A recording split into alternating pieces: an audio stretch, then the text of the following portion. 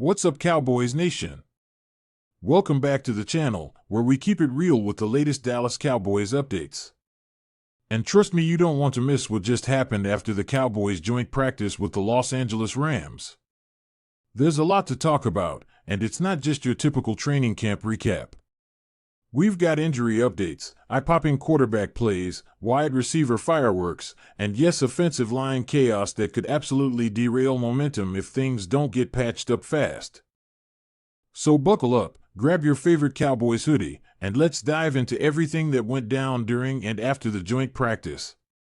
You'll want to stick around for the entire video because I've got some inside angles and breakdowns that will make you think twice about this team's readiness going into the season. Let's start with what everybody's been talking about, Joe Milton. The rookie quarterback with the cannon arm, the one people have been calling a mini Josh Allen or a raw Anthony Richardson clone, had one of the biggest highlights of the day.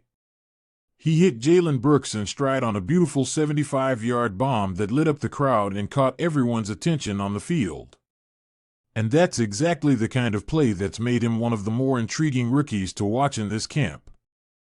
But unfortunately, the hype train hit a speed bump not long after that. Milton had to leave practice early due to what appeared to be a hand injury after he struck his throwing hand on a defender's helmet. That right there is a worst-case scenario in training camp, especially for a quarterback who's still learning the offense and trying to earn a spot as the primary backup to Dak Prescott. The initial word from the team is that it's not considered serious. The staff said it was more of a precaution and that Milton even felt like he could have returned to practice if they needed him to. But you and I both know that hand injuries, especially to the throwing hand, are no joke. Even a small sprain or bruise can throw off timing, grip strength, and confidence. And when you're a rookie trying to earn trust from the coaching staff, missing reps can be costly. Milton was starting to build some momentum in that QB2 battle, and now Will Grier is going to get more opportunities in his absence. Now, Grier may not be the flashiest guy, but he knows the offense, he's been around, and he's smart. He's not going to wow you with crazy deep throws like Milton can, but he runs the system, hits the check downs, and keeps the offense on schedule.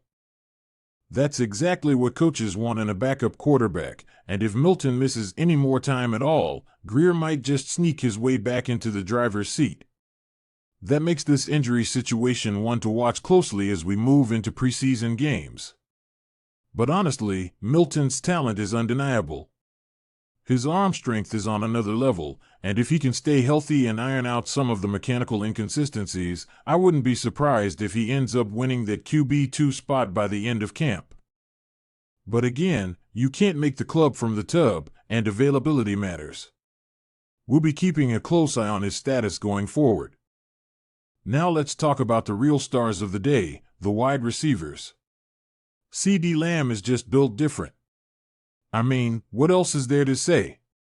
The man is in mid-season form already. During the joint practice, he was absolutely cooking Rams defenders in one-on-ones and in team drills. He was moving with purpose, creating separation with ease, and catching everything thrown his way. And it's not just the physical skills, his timing with Dak Prescott looked really crisp. That's what you want to see from your WR1 this time of year. Lamb has been vocal about wanting to be the top receiver in the league, and he's putting in the work to back it up. You can see the trust developing between him and Dak, and that's huge. Because let's be honest, last season there were moments where it felt like the offense didn't fully capitalize on Lamb's talent. Whether it was play calling, protection issues, or timing, something was always slightly off. But this year, if this practice is any indication, that chemistry looks tighter. Dak was feeding Lamb early and often, especially on quick slants, outs, and comeback routes. That's how you build rhythm. But the biggest surprise, and in a good way, was George Pickens. My God, this guy is a monster. Ever since the Cowboys traded for him, fans have been cautiously optimistic, wondering if he could fit into the system and avoid the off-field distractions that occasionally flared up in Pittsburgh. Well, let me tell you something. If you watched Pickens in that practice, you'd think he's been a Cowboy for years. The guy was catching everything. Toe taps on the sideline, leaping grabs over defenders, quick hitch routes that he turned into 15-yard gains, you name it, he did it. He and Dak hooked up on multiple touchdowns and red zone work, and what's really exciting is how differently Pickens and Lamb play.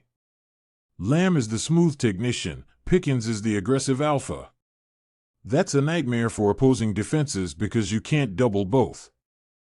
And when you factor in someone like Cavante Turpin, who's still as electric as ever despite taking a couple of hard hits, you start to see a receiving core that can really stretch the field vertically and horizontally.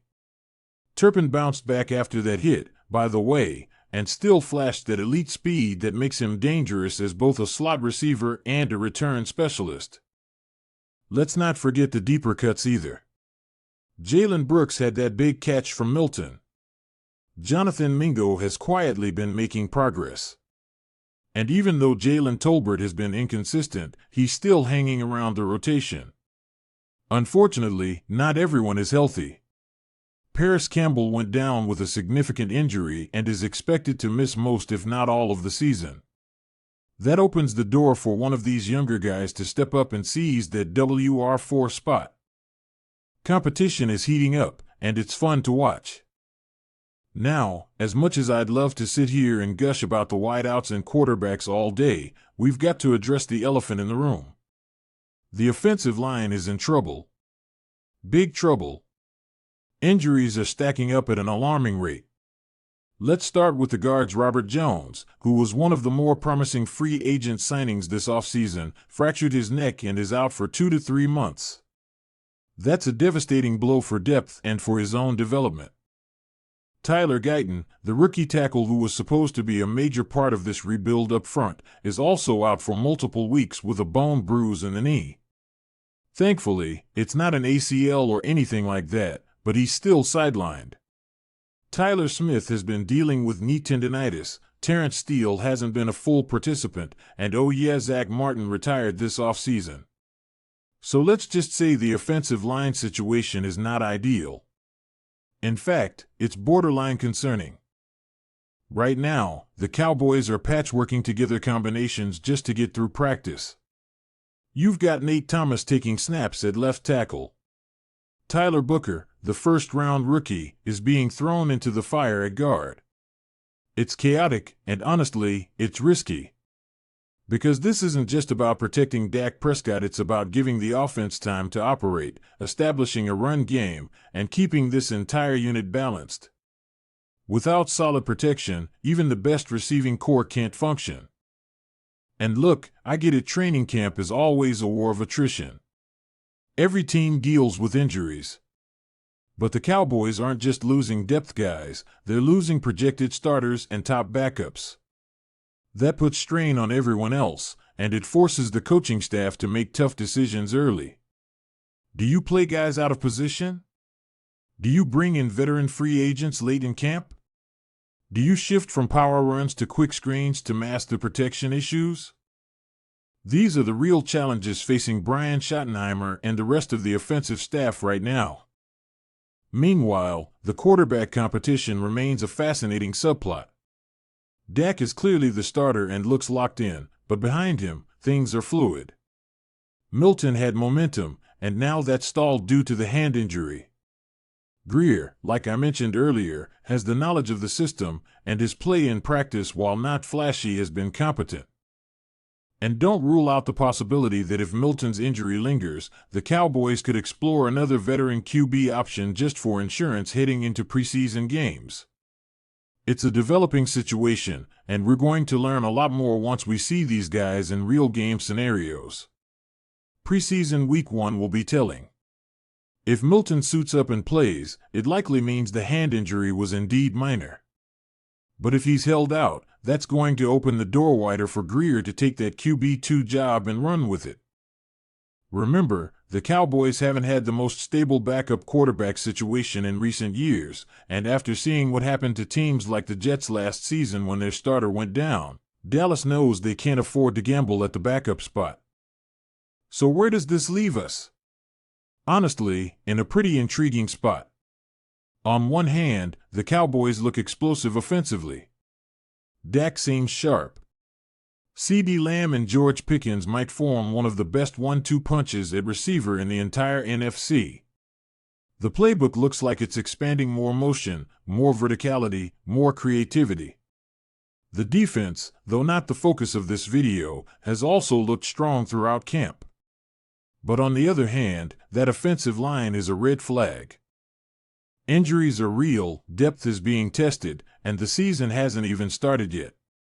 If that unit doesn't stabilize quickly, it could cause the entire offense to sputter. That's not hyperbole, it's just how football works. You win in the trenches, period. Alright, Cowboys Nation, I want to hear from you. Do you think Joe Milton is still the favorite to be QB2, or will Greer take over? Can the Cowboys O-line survive the early season injury bug, or are we in for a rough start? And how many touchdowns do you see Lamb and Pickens combining for this year? Drop your predictions in the comments below. If you enjoyed this breakdown, smash that like button, subscribe for more in-depth Cowboys coverage, and hit that bell so you never miss a video. Thanks for watching, and I'll see you in the next one. Let's go Cowboys!